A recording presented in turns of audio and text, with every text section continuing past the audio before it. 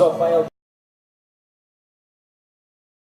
transformador, ó Pai. Nos rendemos à Tua palavra, Deus, na presença do Teu Espírito Santo. Transforma, Pai, os nossos corações, Deus. Enche os nossos corações de esperança, Pai. Enche os nossos corações de paz, de alegria, Deus. Nós queremos, ó Pai, caminhar cada dia mais próximo contigo, Deus. Nós te exaltamos nessa noite, Deus. Nós te rendemos, ó Pai, todo louvor, toda a honra, toda a glória, toda a majestade, ó Pai, todo o domínio, Senhor Deus. Tu és o nosso poderoso Deus, Tu és o Senhor das nossas vidas. Em nome de Jesus. Amém. Aleluia. Amém. Amém. Pode se sentar.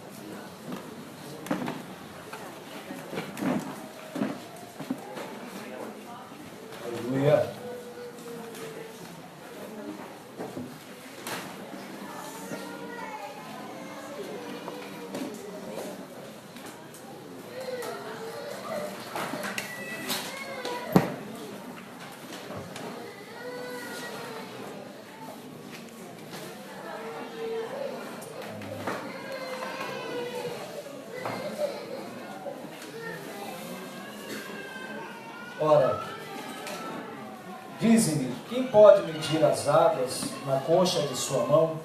Quem conseguiu avaliar a extensão dos céus a palmos, medir o pó da terra como um alqueire, ou calcular o peso da terra, ou ainda pesar as montanhas na balança e as colinas nos seus pratos? Quem teve acesso à mente e ao Espírito do Eterno e instruiu-lhe com os seus conselhos? Quem teve a capacidade de lhe dar lições, ensinamentos e esclarecimentos? Quem orientou a julgar com justiça? Quem lhe ministrou o conhecimento e lhe indicou o caminho da sabedoria? Na verdade, todas as nações do mundo são como gota d'água num balde, como um grão de poeira na balança. O Eterno carrega ilhas distantes como se fossem grãos de areia. Em toda a região do Líbano não há animais suficientes para realizar um sacrifício como Deus merece, nem mesmo árvores suficientes para queimarem o holocausto. Diante da presença do Eterno, todas as nações juntas são como nada, e para eles são sem valor e menos que nada. Afinal, com quem Deus pode ser comparado? Com que ele se parece? Ora, ele não é uma imagem ou uma escultura feita por um artista, ou uma joia que um artesão funde, ou ourives cobre de ouro, e para qual modelo correntes de prata? Também não se compara com o ídolo do pobre, que não pode comprar ouro ou prata, mas que adquire um pedaço de madeira nobre e procura um hábil marceneiro a fim de produzir uma imagem que não caia e fique firme no seu lugar. Porventura não sabeis, não ouvistes? Não vos foi dito isso desde o princípio? Não entendeste desde a fundação da terra? Ele é o que está assentado em seu trono, acima da cúpula da terra, cujos habitantes são para ele como gafanhotos. E ele, que estende os céus como uma cortina e desenrola como uma tenda para nelas morar. Ele é o que reduz os príncipes a nada e torna inúteis os juízes da terra. Mal são plantados e semeados, e mal firmam raízes na terra. Ele sopra sobre eles, então secam, e a tempestade os leva como se fossem palha. Diz o Santíssimo: com quem me comparareis? Com quem eu me assemelho? Levantai os olhos e observai as alturas. Quem criou tudo isso? Foi aquele que coloca em marcha cada estrela do céu, um incontável exército celestial, e a todas chama pelo nome, e seu poder é incalculável, inextinguível, e a sua força e por isso nenhum desses corpos celestes deixe de atender prontamente. Amém? Amém. Pai, eu quero te agradecer.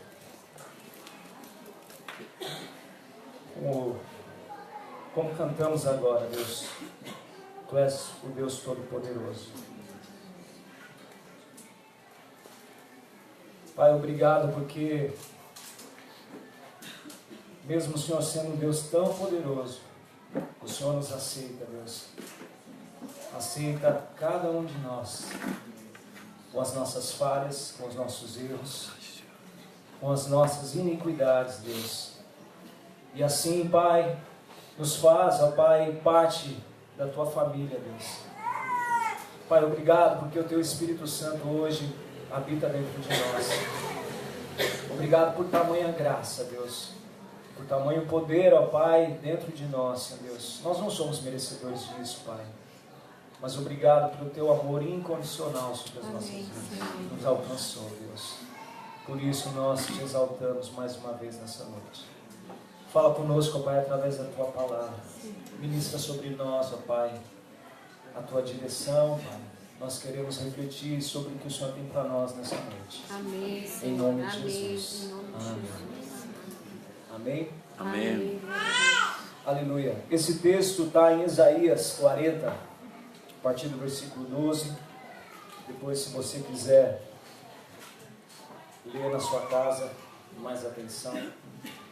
E eu queria, nessa noite, estar falando sobre dois temas importantes para nós, como cristãos e como servos de Deus. Eu queria estar falando sobre temor e integridade. Amém. São Glória a coisas Deus. que ao longo da nossa caminhada talvez a gente se esquece e deixa de agir da forma certa. Nós vivemos numa sociedade corrupta que quer alcançar independência a todo tempo e a todo custo. Não é assim? Hoje, na sociedade, o que as pessoas pregam, a mídia prega, e até pessoas que deveriam ser referências pregam sobre independência. O objetivo sempre é alcançar a independência, o sucesso, a conquista. E junto com isso cresce também a mentira, cresce os relacionamentos superficiais. Hoje as pessoas têm dupla personalidade. Hoje em dia você não precisa mais conhecer ninguém, basta você entrar no Facebook e você vai ter lá os dados da pessoa, a cor do cabelo, o que ela gosta de fazer, que hora que ela vai no banheiro, que carro ela tem, né? A gente vive essa sociedade que não se relaciona mais. E ao mesmo tempo que talvez para alguns isso seja uma evolução, mas aos olhos de Deus isso é uma perda. Por quê? Porque a independência de Deus é morte. Verdade. E a iniquidade, eu queria falar um pouquinho sobre isso, iniquidade e a independência de Deus. Ao mesmo tempo que nós adquirimos uma independência de Deus, nós caímos na iniquidade. E eu quero relatar que independência gera em nós ser arrogante, sermos vaidosos, sermos desobedientes, achar que temos capacidade para decidir tudo sobre as nossas vidas. E a iniquidade gera em nós o mal, o perverso, o imoral, o corrupto, o sem ressentimento, o cinismo e a falta de caráter. Então, se a gente observar sobre cada item desse que eu falei, é o que a gente enxerga hoje na sociedade. Hoje mesmo estava vendo uma notícia de manhã que um cantor gospel estava sendo preso por ter estuprado uma menina de 7 anos. E ele estava numa turnê nas igrejas. Então, o que me leva a pensar sobre isso? Eu falo, puxa, será que esse cara ele não conheceu a Deus de verdade? Ou será que talvez tenha conhecido, mas foi deixando as coisas passarem, foi perdendo o temor, e ao mesmo tempo que ele vai perdendo o temor, ele vai se tornando um rico, que a palavra fala. Então, nós precisamos entender que o Deus que a gente serve é esse Deus desse texto que eu li, onde Ele dá nome a cada estrela, Amém. onde Ele governa todas as coisas, Aleluia. que nada sai do controle dele. Amém. Se você ler Apocalipse, talvez algumas pessoas aqui nunca tenham lido Apocalipse ou tenham medo de ler Apocalipse, talvez porque acham que é um livro de profecias, mas na verdade Apocalipse João quer mostrar o Deus que governa, o Amém. Deus que é rei, Amém. o Deus que assenta sobre um trono. Aleluia. Se você abrir o livro de Apocalipse, você vai ver que João começa a falar que ele começa a ver um trono, e naquele trono está sentado um Deus, Aleluia. que governa todas as coisas. Amém. Então nós não somos independentes.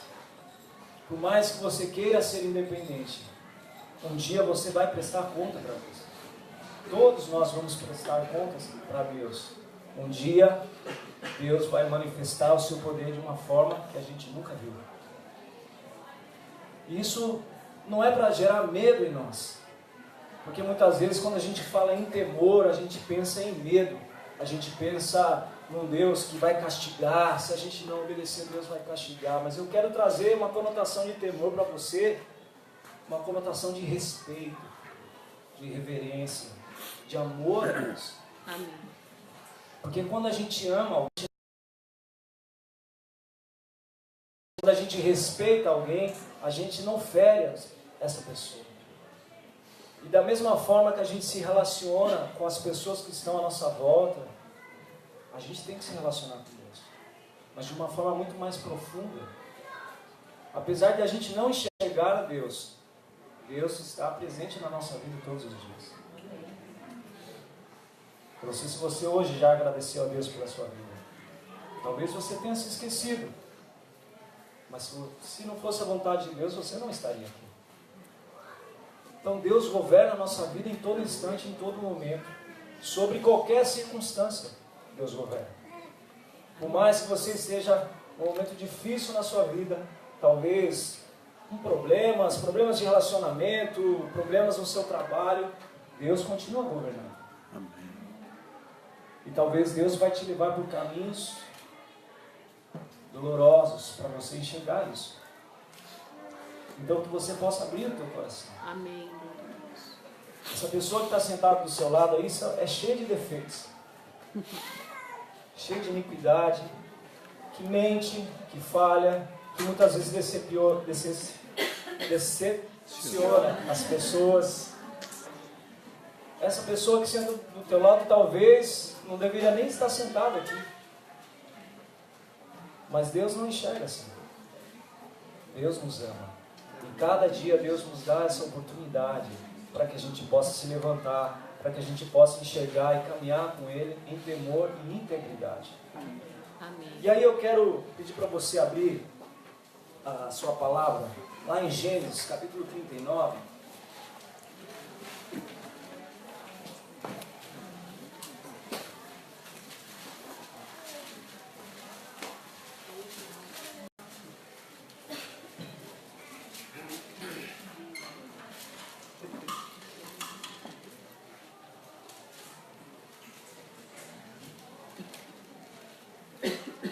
Eu queria falar um pouquinho sobre a história de José. José do Egito, todos conhecem essa história, né? Isso já tem filme, já tem desenho, tem até novela agora, parece que tem, né? Sobre José do Egito. Então, José, na verdade, é o cumprimento da promessa que Deus tinha feito a Abraão, né? Abraão, Isaac, Jacó. José era filho de Jacó.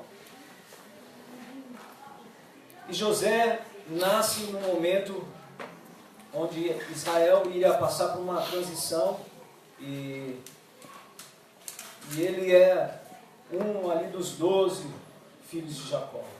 Na verdade, ele é o filho, vamos dizer assim, o filho da promessa que Deus tinha feito. E naquele momento, José tem uma revelação, ele vê os irmãos como se prostrando diante dele, que ele iria governar sobre os irmãos.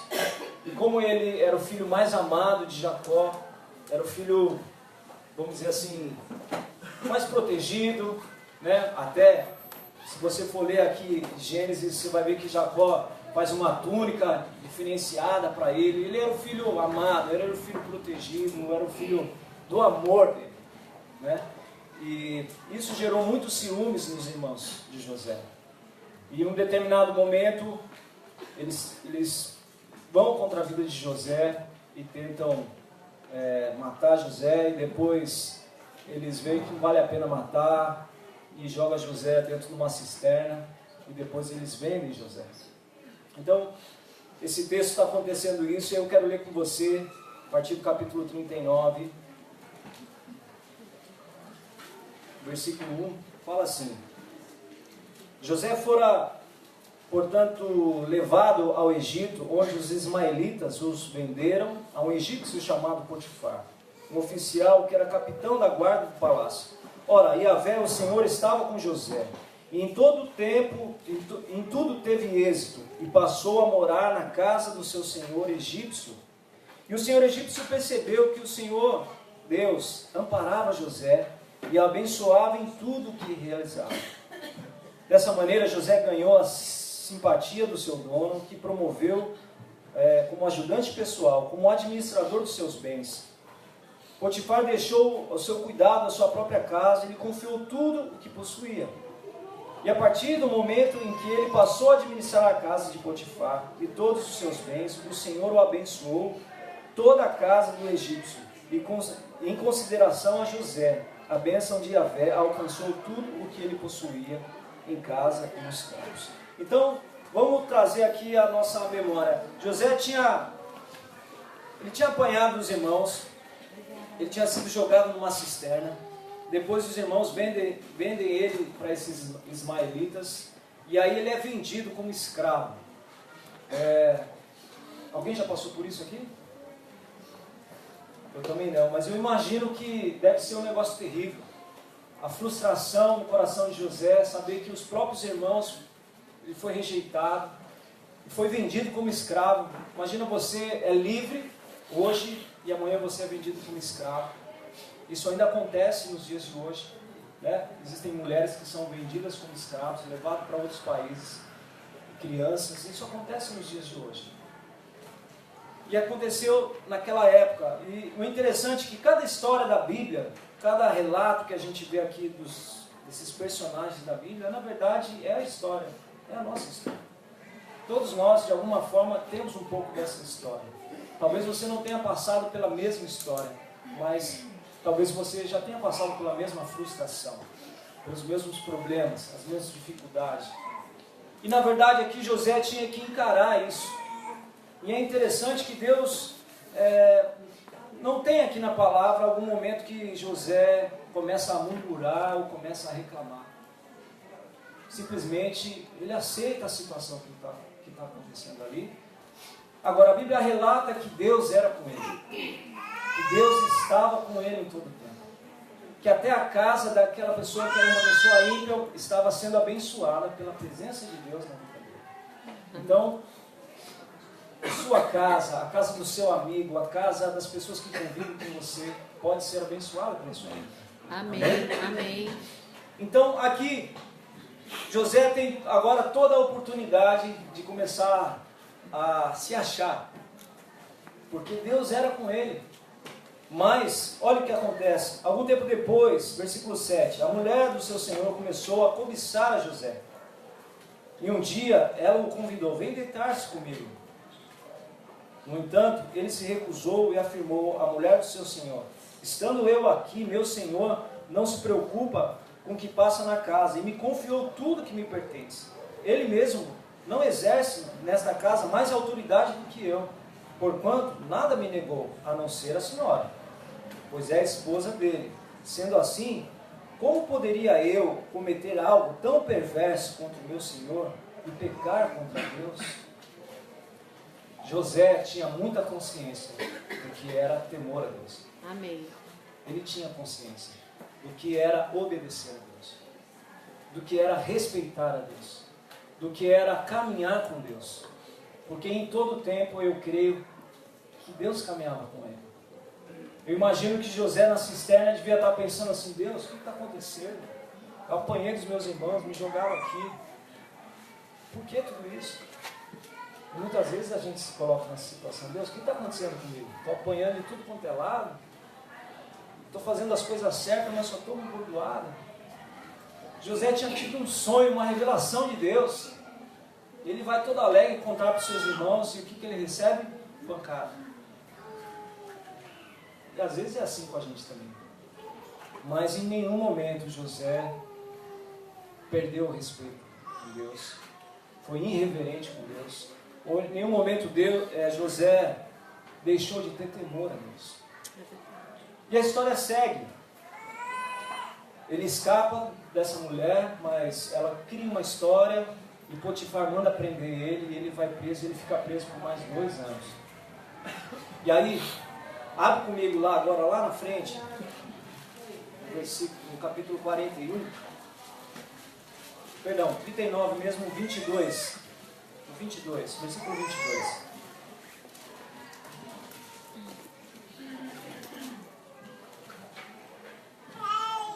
O pastor falou que eu não posso gritar hoje. Tem que ir assim. 22. Assim, o carcereiro-chefe, olha o que aconteceu. José dentro da prisão, o cara era tão cheio da presença de Deus que o carcereiro falou: meu, a cadeia é sua, toma conta, fecha as portas aí, eu vou dormir, você, tranca tudo aí. Ele tinha acesso total. Aí no 22 fala assim: assim que o carcereiro-chefe transferiu para José toda a autoridade sobre o cárcere e sobre todos que estavam ali presos, ele se tornou supervisor de tudo o que se passava na prisão. O carcereiro-chefe passou a não se preocupar mais com nada, pois tudo corria bem sob a administração eficaz de José. Isso porque o Senhor estava com José e o abençoava com bom êxito em tudo o que realizava. Amém. Então qualquer situação que José caía, Deus exaltava ele, porque ele tinha algo em especial, que eu creio, a Bíblia não fala, mas eu creio que era temor. Ele tinha temor a Deus, ele ouvia Deus, ele se relacionava com Deus. E aí, capítulo 41, fala assim, olha, 41, lá no versículo 41.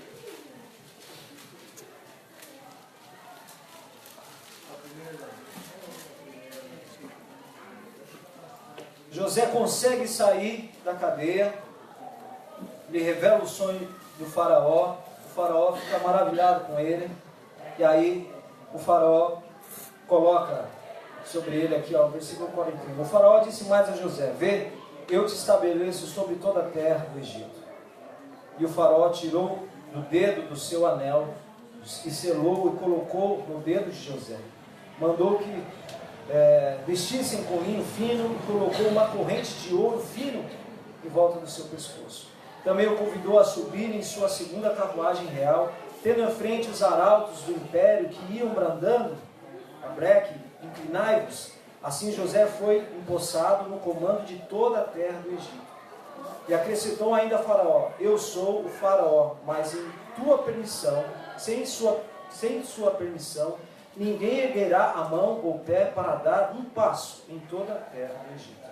E o faraó impôs a José o nome de Zefanate Paneia, e lhe deu por mulher a Zenate, filha de Potifera, sacerdote de On, cidade de Sol. Depois José saiu a inspecionar toda a terra do Egito.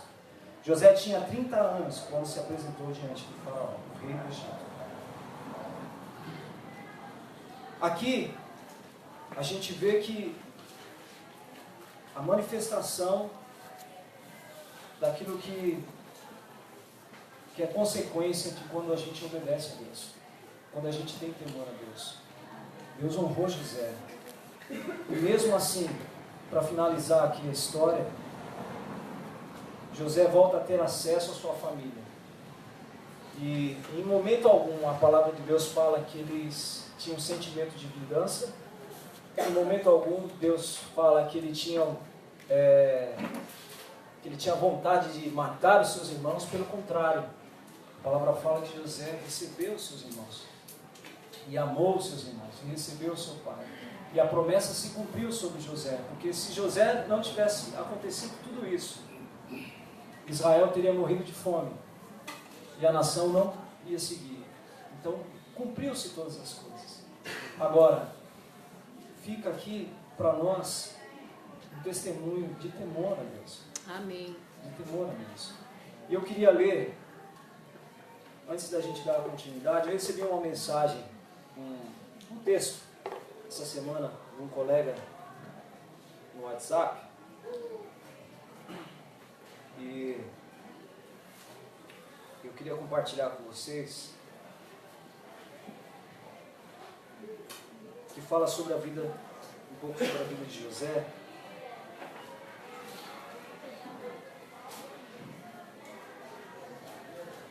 Que fala assim, olha, aqui é C.S. Lewis. C.S. Lewis é um escritor cristão, um crítico britânico. Ele escreveu As Crônicas de Nárnia. Você já assistiu esse filme? Ele é o autor desse livro. E ele fala, vou ler aqui para você. O sofrimento é a ferramenta divina. Ao falar aos alunos da Universidade de Oxford, C.S. Lewis afirmou que o sofrimento é a ferramenta com que Deus constrói o homem. Após passar por essa tribulação, ele entendeu que o sofrimento, ao invés de esmagá-lo, derrotá-lo e transformá-lo num queixume ambulante, abriu os seus olhos para a realidade que é possível sofrer também sobre a mão de Deus. Ele está falando sobre José. Eu sei que é muito difícil trabalharmos essa realidade no nosso coração, porque vivemos no meio de uma cultura evangélica que insiste em dizer que o sofrimento é do mal, que o sofrimento é uma ferramenta do maligno. E tem um monte de gente por aí repreendendo o sofrimento e amarrando-o de uma vez por todas. Mas percebo que essa é uma grande falácia e uma falta de compreensão séria de que as Escrituras dizem sobre a dinâmica do sofrimento. Parece-me que os grandes personagens das Escrituras Sagradas tinham um pensamento diferente com relação ao sofrimento. José aprendeu através das suas dores profundas a caminhar mais próximo de Deus. E ele entendeu que todo o sofrimento que ele passou serviu para a preservação de uma geração. Porque ele aprendeu que a graça divina bastava para ele viver cada dia, é assim que Deus faz. Ele nos constrói e nos ajuda a depender cada vez mais da graça e do amor da Trindade. Amém. Então eu não sei se você tem passado por tribulações, por dificuldades. Eu tenho passado as minhas. E Deus tem me ensinado a confiar nele. Deus tem me ensinado a abrir mão daquilo que eu acho que é valoroso para viver uma vida mais de paz. A questão, irmão, muitas vezes não é se a gente vai perder bens financeiros ou coisas desse tipo. A questão é, temos paz. Às vezes nós queremos viver uma vida muito corrida, uma vida muito louca, atrás dos nossos sonhos, porque o ser humano é muito criativo. Nós somos criativos. Isso é bênção de Deus. A gente cria um monte de ideias, a gente tem sonhos, a gente quer realizar, isso é bênção. Mas até que ponto é importante? Até que ponto a gente tem que ir? Será que é ao ponto de a gente deixar de temer a Deus? Será ao ponto de deixarmos de ter uma vida íntegra com Deus para realizarmos os nossos sonhos? Será que vale a pena a gente abandonar a Deus pelos nossos sonhos, pelos nossos objetivos? e talvez viver uma vida sem paz, uma vida de angústia, uma vida onde você deita na cama pensando no problema, acorda pensando no problema. E eu tenho experimentado de Deus, sabe o quê? Deitar em paz e acordar em paz. Deus tem sido bom. Amém, glória a Deus. Sabe? E cada vez mais nós conflitamos com isso. Porque a sociedade cada vez mais é consumista, a sociedade cada vez mais é imediatista, a sociedade cada vez mais quer que você evolua. Mas que evolução é essa? Onde eu tenho que decidir o que eu quero ser. Eu não preciso ser assim. Deus decide por mim. Amém. Deus governa a minha vida. Deus me direciona. Deus me conduz. Eu não sei se você tem experimentado isso, mas eu tenho experimentado isso. Tem sido bênção na minha vida.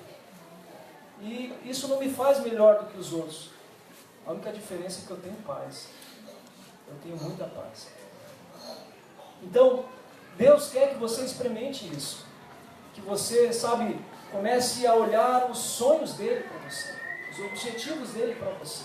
José, depois que ele passou por tudo isso, ele entendeu que o propósito da vida dele era apenas fazer que a geração não se perdesse. Fazer com que o povo de Israel continuasse vivo. Ele passou por todos esses problemas. Mas ele glorificou a Deus por isso. E aí eu quero compartilhar com você agora a respeito da integridade. Porque o temor caminha junto com a integridade. Integridade vai além da sinceridade. Nós podemos ser sinceros um com o outro. O que é ser sincero? Quando eu conversar com você, você pode até, sabe, falar para mim assim, Wagner, puxa, cara, eu erro nisso, eu erro naquilo ali, eu tenho falhado nisso, naquilo. Isso é ser sincero, amém? A gente pode ser sincero uns com os outros. Mas sinceridade não quer dizer transformação. Eu posso reconhecer que eu falho nisso. Eu posso chegar para minha esposa e falar, estou errando nisso, estou errando nisso, estou errando nisso, estou falhando nisso. Ela vai falar, legal. E aí? Ser sincero não gera transformação. Agora, integridade gera transformação. Porque integridade é uma coisa que entra tão profundo no teu coração que aquilo vai te incomodando, te incomodando, te incomodando. Você fala, eu preciso mudar, eu não posso mais caminhar assim. E aquilo vai te deixando inquieto, até que chega um ponto que ela começa a gerar transformação. Isso é integridade. Amém. E o que Deus busca em nós é integridade. Talvez você já ouviu falar, você tem que ser santo como Deus. Por mais que você busque a santidade, você nunca vai ser perfeito. Porque nós somos pecadores. Então a ideia aqui não é ser santo sem pecado, sem erro. Porque a gente vai ter erros. Mas a ideia é, eu tenho que ser íntegro. Amém. Eu tenho que buscar a transformação todos os dias. Davi era mais pecador do que eu e que você. Mas Davi era íntegro. Davi, ele se contundia diante de Deus. Ele se arrebentava diante de Deus. Ele confessava os seus pecados. Ele falava, Deus, me transforma. Me ajuda a transformar. Isso é integridade. Sinceridade é o início. Sabe? A sinceridade é para quando a gente aceita Jesus e a gente começa a caminhar com Cristo. Deus começa a colocar em nós um coração sincero. Você fala, puxa, como eu erro nisso, como eu erro naquilo. Deus começa a fazer a gente enxergar os erros. Mas isso não é integridade. Porque Deus quer que a gente caminhe ao ponto da integridade. Para que a transformação seja gerada em nós. Para que a transformação aconteça. E José, ele era íntegro. Tanto que a palavra fala que o lugar que ele estava era abençoado. Que o lugar que ele ficava, as coisas mudavam. Por quê? Porque existia integridade. Onde existe integridade, não tem como não ter a presença de Deus. Amém. Glória a Deus. Amém? Fala para o teu irmão, seja íntegro. Seja Amém. Receba. Integridade não é apenas uma convicção do erro. Sinceridade é a convicção do erro. Integridade não é apenas a convicção do erro, mas é a atitude transformadora. Guarda isso no seu coração. Sinceridade é a convicção do erro. Integridade É a atitude transformadora. Amém. É quando a gente decide, eu quero ser diferente. Eu vou agir diferente. E dentro da integridade, eu quero falar sobre 3 pontos. Quero falar sobre... antes de eu falar dos 3 pontos, a grande diferença entre a sinceridade e a integridade, além da transformação, é a obediência. Obediência. Amém. A gente pode ser sincero, mas a gente às vezes não é obediente. Eu quero trazer aqui, eu vou falar do casamento, porque eu acho que é a coisa mais próxima do relacionamento com Deus. A própria palavra fala sobre isso. Às vezes a gente pode ser sincero com a nossa esposa ou com o nosso esposo, mas às vezes a gente não é obediente. Não é verdade? Quando o marido, sei lá, dá o cartão para a mulher, fala, ó, não gasta muito, não sei o quê. A mulher fala, não vou gastar. Não está nem sendo sincera, né? Mas às vezes a mulher é sincera, mas às vezes não é obediente. Às vezes a gente também é. A mulher fala assim, você já tirou o lixo, não sei o quê. Não tirei ainda, mas a gente não vai lá, não faz. Né? A Alessandra fala, você às vezes é muito procrastinador. Que ela fala para mim algumas coisas, e eu falo, vou fazer já estou indo, já vou fazer, não sei o quê. Passem, né? Às vezes vou surfar com a roupa de borracha, deixo lá no balde. Falo, não, na hora que eu voltar da hora do almoço eu lavo. E aí a roupa fica lá. Aí passa um dia, não lavou, você não lavou a roupa ainda, até que chega uma hora que ela mesmo lava.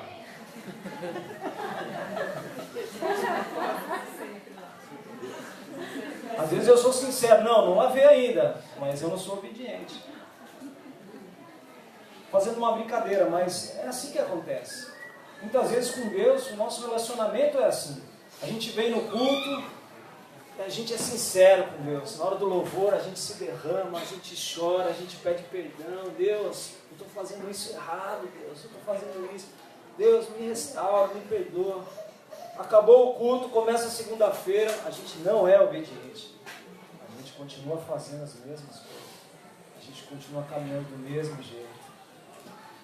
A gente continua tendo as mesmas atitudes. Então isso não é integridade. A gente apenas está sendo sincero. Amém? Bom, e seguindo aqui, existem 2 verdades que nos servem como âncora, né, para um coração íntegro, mesmo diante das inconstâncias da vida, porque a nossa vida muitas vezes ela é inconstante, né?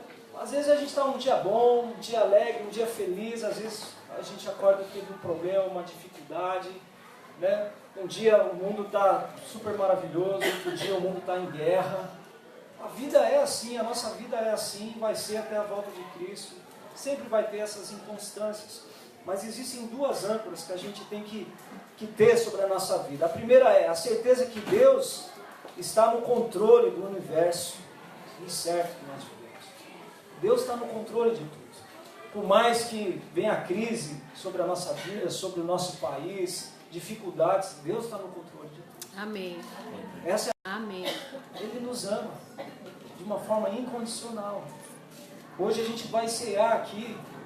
Sabe por quê? Porque Ele nos ama. Amém. Porque um dia Ele morreu por nós, na circunstância. Deus está no controle. Deus está no controle. E Ele me ama. Ele me ama. Amém? Amém. E seguindo, já indo para o final aqui, a integridade se resume em atitudes. Em atitudes. Não adianta a gente só ficar na letra, se a gente não tiver uma atitude de transformação. É calar-se. Ficar quieto. Muitas vezes a gente perde o temor de Deus. Muitas vezes a gente falta com respeito com Deus. Quando a gente começa a murmurar, quando a gente começa a reclamar da nossa vida, a reclamar das coisas, a reclamar das coisas que acontecem à nossa volta, a reclamar dos nossos relacionamentos. Então, o primeiro passo é a gente tem que se calar. A gente tem que ouvir mais e falar menos. Ouvir mais e falar menos. Sabe, está difícil, irmão? Vai orar. Está difícil? Vai orar. Está com dificuldade? Ora. Não adianta você ficar reclamando. Não adianta você... Porque a transformação, aquilo que Deus já fez, Ele já fez. A transformação depende de nós. A integridade depende de nós, da nossa atitude, de falar, não, eu vou agir diferente. Sabe, mediante ao problema, às vezes o problema não é a nossa ação, porque a nossa ação sempre é pensada. O problema é a nossa reação. Quando a gente é confrontado por algum problema, por alguma dificuldade, seja do nosso caráter, do nosso emocional ou relacional aqui entre as pessoas, quando a gente é confrontado, a nossa reação, ela é imprevisível. Então, entre você reagir, cale-se, fique quieto, ore. Está difícil, Deus? Me ajuda. Segundo ponto, não negociar a verdade. Amém. Não negocie a verdade. Sabe, independente dos problemas, das dificuldades que vêm sobre a sua vida, não negocie a verdade. Seja verdadeiro. Verdadeiro com aquilo que você acredita. Verdadeiro com a sua fé. Com aquilo que você tem buscado. Sabe, às vezes por causa do dinheiro, às vezes por causa de poder, a gente negocia a verdade de Deus. A gente negocia as coisas. A gente é político. Sabe, político é aquele que sempre está bem com todo mundo. Difícil você falar com o político, falar, você tem problema com alguém? Não, não tem problema com ninguém. É o cara que conversa com o cara na esquina, é o que está ali. Mesmo que ele esteja numa saia justa, ele vai, né, dar um jeito de conversar. Não negocie em qualquer circunstância que seja verdadeira. A palavra de Deus fala aqui, a palavra do cristão tem que ser sim, sim, não, não. Sabe, eu vejo que às vezes nós nos embaraçamos quando a gente quer agradar as pessoas. E a gente entra às vezes num embaraço. Ou a gente quer resolver um problema que não é nosso. E a gente se embaraça. É melhor você falar, não. Ó, para mim não dá. Não posso. Não consigo. Dessa forma, não dá para fazer. Mesmo que você tenha um prejuízo, mesmo que você saia perdendo, não negocie a verdade. Amém? Amém. E o terceiro ponto é assumir a responsabilidade. Amém. Nós temos que assumir a responsabilidade de sermos cristãos, de sermos servos de Deus. E não só responsabilidade perante as pessoas, mas responsabilidade quando nós pecarmos. Porque uma das coisas que acontece comigo, e eu creio que acontece com muitas pessoas, quando a gente peca, o Espírito Santo nos incomoda, a gente sempre tem uma justificativa. Mas fulano fez isso, fulano fez aquilo, por isso que eu agi assim. Não. Seja responsável pelos seus erros. Seja responsável pelos seus pecados. Você errou, responda pelos seus pecados. Todo pecado tem consequência, saiba disso. Toda vez que você errar, vai ter uma consequência. Então, seja responsável. Aquilo vai gerar um problema, mas assuma a responsabilidade. Não justifique, não empurre para outro. Davi tinha um coração sincero, a palavra fala, porque ele assumia a responsabilidade. Ele falou, Deus, realmente eu pequei. Eu agi assim. Eu fui dessa forma, eu fiz isso, eu fiz aquilo. E ele se arrependia e Deus restaurava ele. Amém? Amém. Então, primeiro ponto, fala para o seu irmão aí, cale-se. Segundo, não negocie a verdade. Terceiro, assuma a sua responsabilidade. Irmão, ser santo não é ausência de erro. Ser santo não é ausência de erro. Ser santo é assumir a responsabilidade. Amém. Glória Quando a a gente Deus. errar, Deus, eu errei, me perdoa. Sabe, primeiramente perante Deus, depois você assume o seu erro perante as pessoas que você errou. Amém? Amém. E eu quero pedir para você abrir lá em Provérbios, capítulo 16, para a gente já ir encerrando.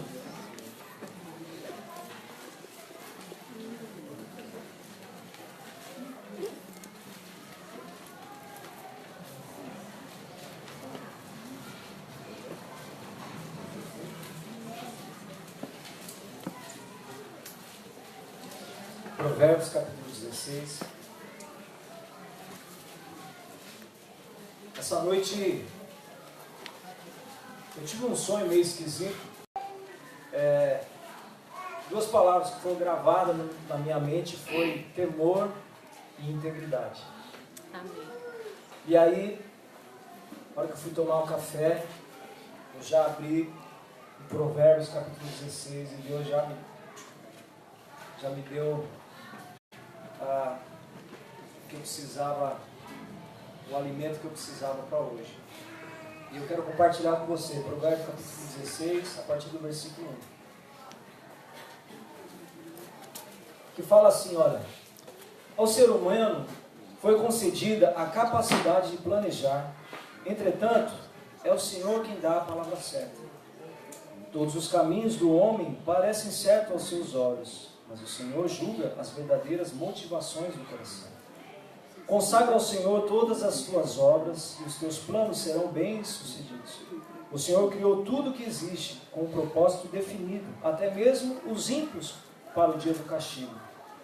Abominável é ao Senhor todo arrogante de coração, e é evidente que não ficará sem a devida punição. Por intermédio da misericórdia e da verdade se faz expiação do pecado. E pelo amor do Senhor, o ser humano evita todo o maligno. Amém. E pelo temor do Senhor. Então, olha que interessante. Por intermédio da misericórdia e da verdade. Quem teve misericórdia de nós? Deus. E qual é a verdade que Ele põe sobre nós? Se faz expiação do pecado. É isso que a gente vai fazer hoje, a ceia, representa essa expiação do pecado. O sangue. E pelo temor do Senhor, o ser humano evita todo o maligno. Não evita alguma coisa do maligno, evita todo o maligno. Amém. Glória a Deus. Glória a Deus. Quanto as atitudes de uma pessoa são agradáveis ao Senhor, até o inimigo dessa pessoa vive em paz com ela, pela vontade divina. É muito melhor possuir poucos bens com honestidade do que riquezas com injustiça. Em sua alma o homem planeja seus caminhos, mas o Senhor é quem determina os seus passos. Os lábios do rei falam com grande autoridade, contudo a sua boca não deve jamais trair a justiça.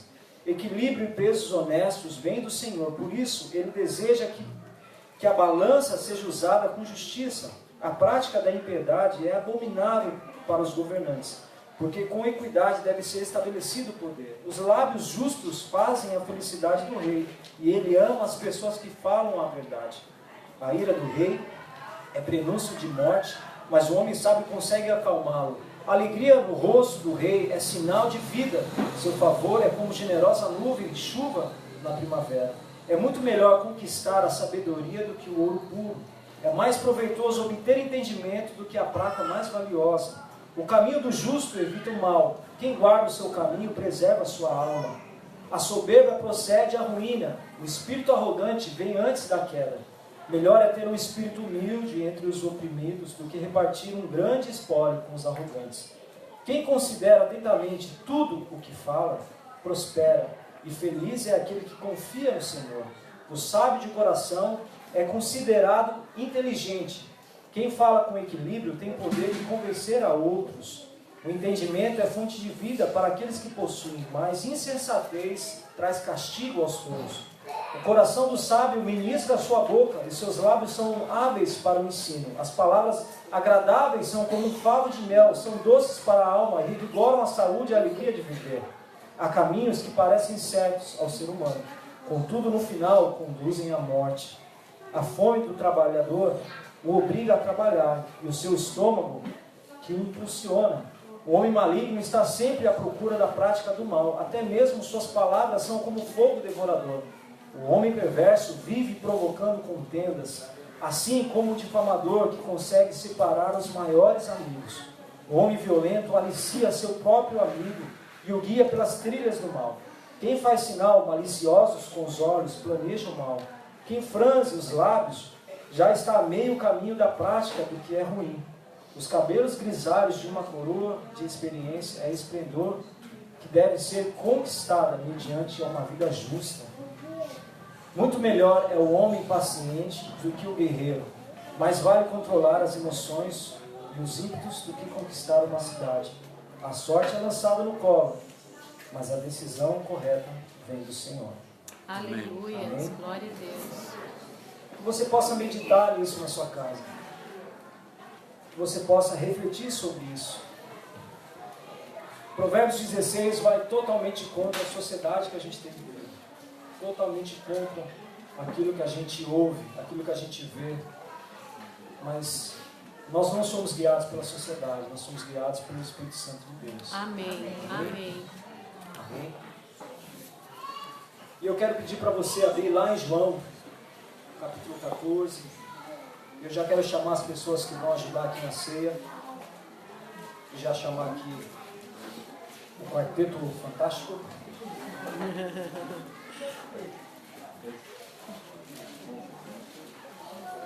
João, capítulo 14.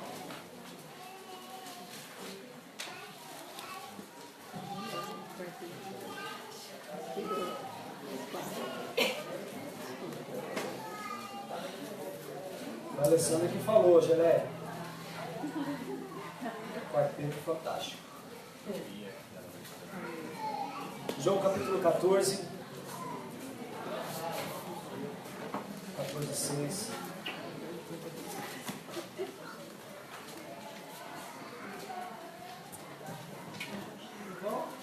Não, o propósito de tudo isso que a gente falou aqui, na verdade, a gente só pode discutir, né? E refletir sobre temor, integridade, sinceridade, tudo que a gente falou, porque na verdade um dia Jesus Cristo morreu por nós na cruz. Amém. E hoje a gente tem acesso à presença de Deus. E ele fala aqui, né, em João 14:6, ele fala: eu sou o caminho, a verdade e a vida. Ninguém vê ao Pai senão por mim. Só existe um caminho, que é Jesus Cristo. Só existe esse caminho. Talvez em algum momento da nossa vida a gente às vezes fica meio, sabe, será que isso é certo mesmo? Será que eu tenho que caminhar com Deus mesmo, de uma forma certa? Eu quero te dizer que sim, que só existe um caminho. O caminho é Jesus. Amém. Só esse caminho. Amém. Só esse caminho pode te levar à salvação. Irmão, eu não tenho mais esperança, apesar de eu ainda ser jovem, eu não tenho mais esperança que o mundo vai mudar. Eu não tenho mais esperança que o Brasil vai vir um político aí que vai resolver o problema do país. Que, sabe, eu não tenho esperança nisso. A minha esperança é a salvação. Amém. A minha esperança é saber que Deus tem algo melhor para mim. Por isso, eu continuo caminhando naquilo que é certo, naquilo que é justo, naquilo que é honesto. Às vezes eu falho e falo: Deus, me ajuda a levantar, me ajuda a caminhar. E a nossa vida é assim todos os dias. Todo dia a gente vai se deparar com um problema, todo dia a gente vai se deparar com uma dificuldade, mas você tem que se erguer e falar: Deus, eu vou continuar. Eu vou continuar. Às vezes, quando eu peco, me vem um sentimento assim: cara, eu sou um miserável. Eu não devia ter feito isso. E às vezes eu quero ficar naquela armadura do pecado, sabe? Você fica ali lamentando, mas ao mesmo tempo Deus mostra para mim: se levanta, bora para frente, eu estou junto com você. E ali eu me arrependo: Deus, me ajuda, me ajuda. Assim como eu pequei, eu vou me levantar, eu vou continuar caminhando. E a nossa vida tem que ser assim todos os dias. Todos os dias. Amém. Todos os dias. Amém. A gente não sabe o dia que Deus vai nos levar. A gente não sabe o dia que Ele vai voltar. Talvez alguém possa ir embora amanhã.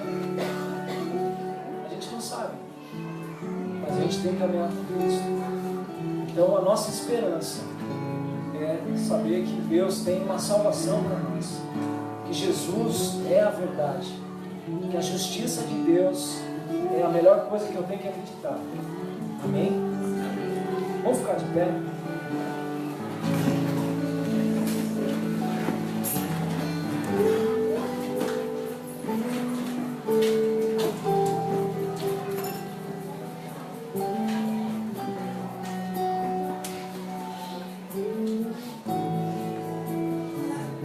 Deus, eu quero te agradecer.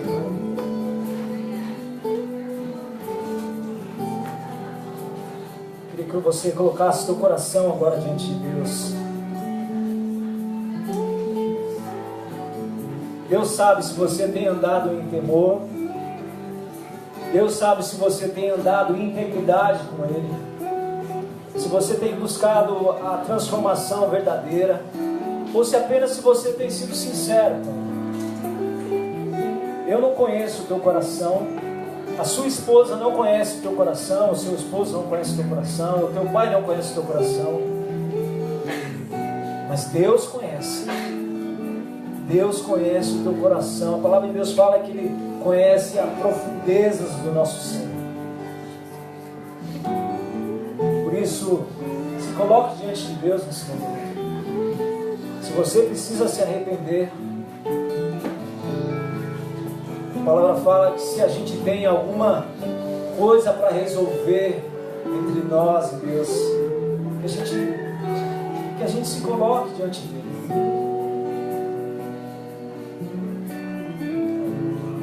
Abra o teu coração nesse momento. Deixa o Espírito Santo ministrar sobre a sua vida.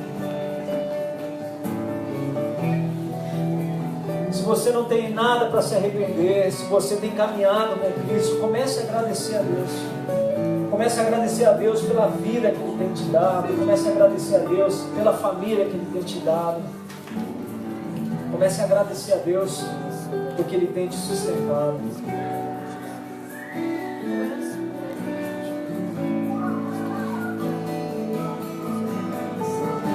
Pai, nós nos colocamos diante da Tua presença, Deus, em reverência ao Senhor, Pai. Em temor, ó Pai, ao Teu nome, ó Pai, ao Teu poder. Pai, nós nos arrependemos, Deus, de todas as vezes, ó Pai, que agimos, ó Pai, de uma forma inconsequente. De todas as vezes, ó Pai, que queremos ser independentes, Deus. Que queremos ser, ó Pai, autônomos, Senhor, Deus. Nos perdoa, Pai. Restaura as nossas vidas, Deus. Pai, restaura o nosso entendimento, os nossos valores, ó Pai, os nossos conceitos, Deus. Nós queremos, ó Pai, caminhar contigo, ó Pai, em integridade, ó Pai. Queremos, ó Pai, transformação na nossa vida todos os dias, ó Pai. Apesar de os nossos olhos enxergarem coisas ao inverso da Tua palavra, Deus, nós queremos ser transformados, Deus. Pai, eu não ando por aquilo que eu vejo, Deus, mas eu ando por aquilo que eu creio, Deus. E, ó Pai, eu creio na Tua palavra, Deus. Eu creio na Tua presença, ó Pai. Eu creio no Teu poder, ó Pai. Eu creio no Teu poder transformador, ó Pai. Eu creio que Tu és o Deus do impossível, ó Pai. Eu creio que Tu és o Deus restaurador, ó Pai. Eu creio que Tu és o Deus que me ama, Pai. Eu creio que Tu és um Deus de justiça, Pai. Eu creio que Tu és um Deus que governa, Pai. Eu creio que Tu és um Deus que controla todas as coisas, ó Pai. Que nada foge ao Teu controle. Que Tu és um Deus poderoso, ó Pai. Que Tu és um Deus que nos enche do Teu poder. Que nos enche da Tua presença, Pai. Tua palavra fala que o Senhor vem como um fogo consumidor e consome todos os nossos pecados, ó Pai. Consome todas as nossas iniquidades, ó Pai. Para nos fazer, ó Pai, pessoas novas, ó Pai. Pessoas transformadas, cheias do Teu poder, cheios da Tua presença, Deus. Por isso, ó Pai, derrama sobre nós aqui, Pai, o enchimento do Teu Espírito Santo, ó Pai. O Teu fogo consumidor, Pai, que nos traz, ó Pai, a purificação, que nos traz a restauração, Pai, que nos traz a transformação do nosso entendimento, Pai, dos nossos valores, ó Pai, da nossa cultura, Deus. Pai, nós queremos ter os Teus valores, ó Deus. Tira de nós todo o apego, ó Pai, às coisas desse mundo, ó Pai, aos desejos desse mundo, ó Pai, às práticas desse mundo, ó Pai. Levanta aqui, Pai, os homens que o Senhor já preparou, Deus.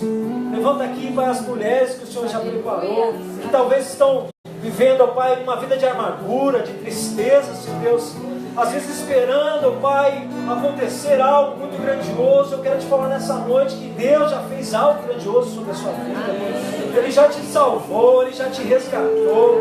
Você precisa ser íntegro, você precisa tomar atitudes de não negociar a verdade de Deus, atitude de se calar diante de Deus, não murmurar mais, não reclamar mais, confiar no Deus que ama, no Deus que restaura, no Deus que transforma. Levanta, Pai, homens aqui, Senhor Deus, para serem testemunhos da Tua palavra, Deus, para serem, Senhor Deus, cheios da Tua presença, assim como José era, Pai. Levanta homens e mulheres aqui, Deus, em nome de Jesus, em nome de Jesus, Pai. Em nome de Jesus. Pai, nós cremos que Tu és o caminho, que Tu és a verdade, que Tu és a vida. Nos enche da Tua paz, nos enche do Teu amor, em nome de Jesus. A palavra de Deus fala que Jesus, tomando o pão, disse: esse é o meu corpo repartido no meio de vós. Comei todos eles esse pão. Pai, nós consagramos esse pão, Pai nosso. Aleluia. Eu sei que isso, ó Pai, é apenas uma representação. Mas, Senhor Deus, hoje nós somos um corpo vivo de Cristo, Deus. Que nós possamos, ó Pai, suportar, Pai. Nos capacita, Deus, para suportar as aflições, Pai, as tribulações, Senhor. Para vencermos, ó Pai, as dificuldades, ó Pai, as inconstâncias da vida, Deus. Para que a gente possa, Pai, ser remido pelo Senhor. Nos ajuda, Deus, em nome de Jesus. Amém. E assim também Ele tomou o cálice e disse: esse é o meu sangue, que eu coloco diante de vocês. Eu derramo por vocês. Pai, obrigado pelo Teu sangue, Deus. Por esse cálice que representa o Teu sangue, ó Pai, que nos restaura, Pai, que nos transforma, Deus. Esse sangue, ó Pai, que limpa, Pai, que limpa a nossa dívida, Senhor Deus, o império das trevas, ó Pai, que nos traz, ó Pai, ao reino do Teu amor, ó Pai, ao reino de justiça, Deus. Obrigado, Pai, por esse sangue derramado por nós, Deus. Obrigado por esse sangue derramado por nós, Deus. Adore ao Senhor nesse momento.